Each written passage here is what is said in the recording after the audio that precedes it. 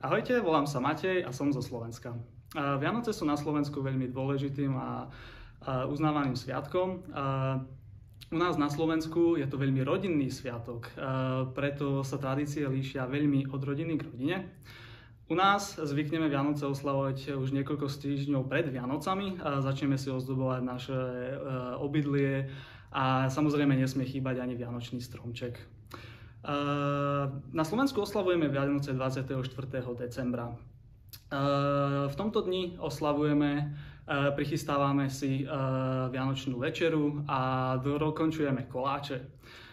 V tento deň, keď už je všetko hotové, si večer sadneme za štedrovečerný stôl a spoločne oslavujeme. Za štedrovečerným stolom nesmie chýbať kapustnica, zemiakový šalát, vyprážaný kaporáni, oplátky.